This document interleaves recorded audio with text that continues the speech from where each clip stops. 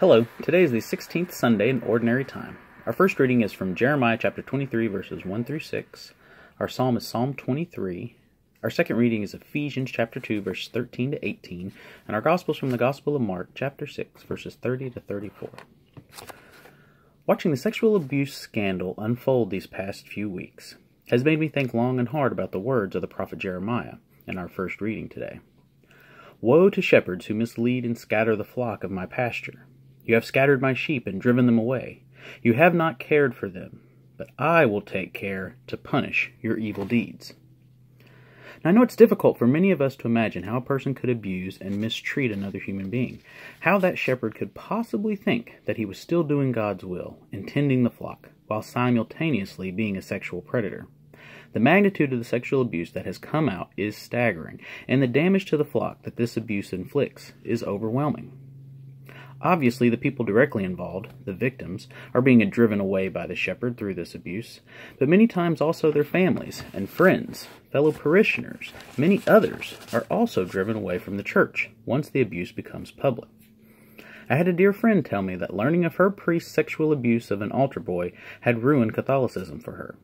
The priest had baptized both her children years before the scandal broke, and that was the only contact she ever had because they moved out of state. But as she put it, I handed my baby to a pedophile in the name of religion. I'll never go back to a Catholic church. And it's hard to blame her. We are supposed to be able to trust the shepherd.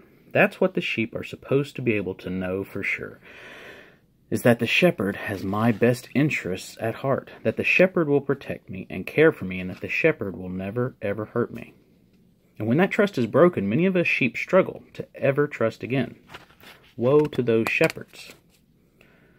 And while the church's sex abuse is the most widely known and infamous scandal, the most publicly understood way that the shepherd runs the sheep off from the flock, there are many, many other ways that the shepherds can scatter the sheep and drive them away. There are countless moments when the shepherd fails to care for the sheep, and it affects many of us.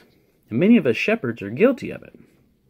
Maybe it's when the priest dissolves the parish council or severely limits their influence. Maybe it's when the priest tells a child at their first reconciliation that they're just a whiner and they need to stop being so selfish. Maybe it's when a deacon preaches an anti-LGBT homily comparing homosexuality to demon possession.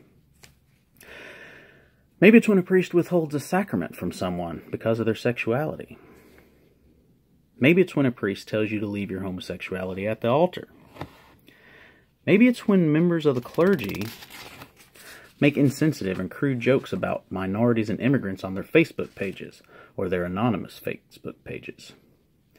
Maybe it's when the homilist spends more time condemning the sinners than he spends teaching about Jesus and his love and forgiveness, the old piety over charity trick. Maybe it's when the pastor works to limit lay involvement and reintroduces clericalism. Maybe it's when a deacon airs all the dirty laundry for everybody to hear. You see, there are lots of ways that we shepherds drive away the flock. A lot of ways that we fail to properly care for the flock, and a lot of ways that we prevent the flock from growing. A lot of ways that we misuse our power. A lot of ways that we allow the sheep to go missing. And of course, we always say the same thing. If they can't handle the truth that I'm preaching, well then that's a problem that they need to work on. There's nothing wrong with me. They're leaving because they can't handle the truth that I'm telling them. And we usually punctuate it with good riddance. Who needs those sheep anyway? But God didn't say he was going to replace the sheep with ones who would put up with a shoddy shepherd. He said he was going to replace the shepherd. I will appoint shepherds for them who will shepherd them so that they need no longer fear and tremble, and none shall be missing, says the Lord. Because in our gospel today, Jesus' heart was moved with pity, not for the shepherds, but for the people who had no good shepherd. Jesus didn't blame the victim. He didn't begrudge the people for not being able to deal with the shoddy shepherd that they had. He didn't condemn the people for having been run off from the church. He felt compassion for them because we shepherds have failed them. And what we see is that Jesus is bigger than his church. Jesus is stronger than his shepherds. Jesus can come in to any situation, no matter how bad, that any shepherd may have acted, and Jesus will have compassion for us. Jesus will shepherd us. Jesus will always care for us. And he will appoint good shepherds to lead us, who will shepherd us so that we need no longer fear and tremble, and none shall be missing. Jesus is always calling us back from wherever we've been driven to, gathering his flock from all the lands, making sure that no one is missing. No matter how much we have been hurt or scandalized or victimized or mistreated by the church, no matter how much we may have given up on the church, Jesus never gives up on us. He never tires of coming to us, calling us back. He never tires of looking for each and every one of us. And when he finds us, picking us up in his all-powerful arms and carrying us back to where we need to be. He never tires of searching for all of us. We are precious to him. Jesus wants all of us, no matter what shape, no matter what color, no matter what ethnicity, what sexuality, what size, no matter even what denomination.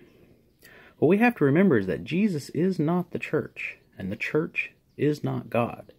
And no matter how you may feel about the church, or the clergy, or whomever, don't ever give up on Jesus, because he's not going to give up on you. He never, ever will.